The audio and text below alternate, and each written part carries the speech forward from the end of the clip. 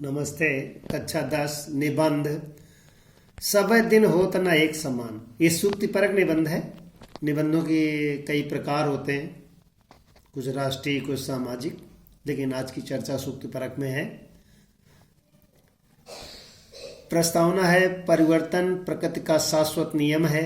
जिस प्रकार ग्रीष्म के पश्चात वर्षा और वर्षा के पश्चात शीत ऋतु आती है, उसी प्रकार सुख के बाद दुख, दुख के बाद सुख अवश्य आता है। महाकवि जयशंकर प्रसाद कहते हैं, परिवर्तन ही सृष्टि है, जीवन है, स्थिर होना मृत्यु है। दुख की पिछली रजनी बीच विकसता सुख का नवल प्रभात। परिवर्तन सार्वभौमिक सत्य है। संसार का विकास परिवर्तन के द्वारा ही होता है। प्रकृति कभी एक ही रंग को नहीं धारण करती। दिन के बाद रात आती है और रात के बाद दिन। प्रतिक्षण इस सृष्टि का सूक्ष्म से सूक्ष्म परमाणु परिवर्तन के लिए गतिशील रहता है। परिवर्तन की आवश्यकता इतिहास साक्षी है कि इस नश्वर संसार में कभी भी कुछ शाश्वत नहीं रहता। जब परिवर्तन हो जाता है, वास्तव में प्राणी मात्र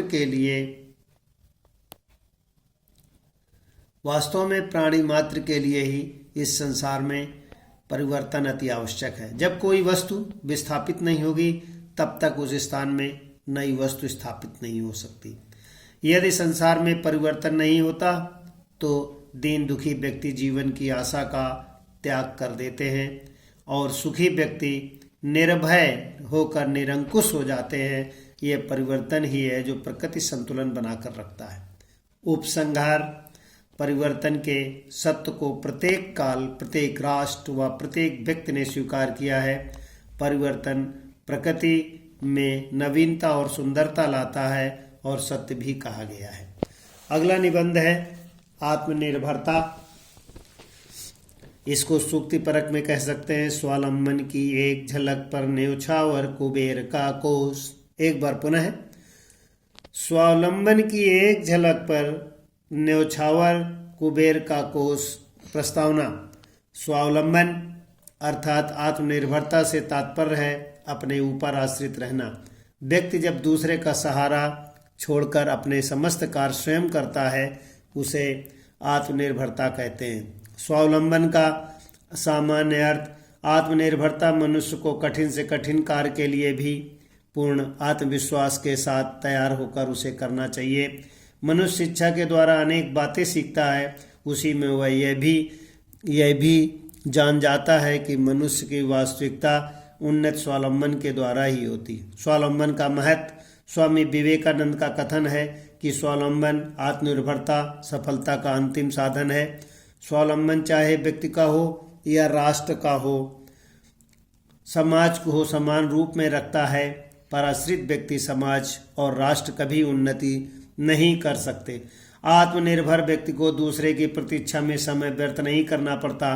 कहावत भी है, अपना हाथ जगन्नाथ, अर्थात मनुष्य आत्मनिर्भरता से सुखी रहता है। स्वावलंबन से लाभ, स्वावलंबन के अनेक लाभ हैं। गांधी जी विद्यार्थियों को सदैव स्वावलंबी बनने की शिक्षा दिया करते थे।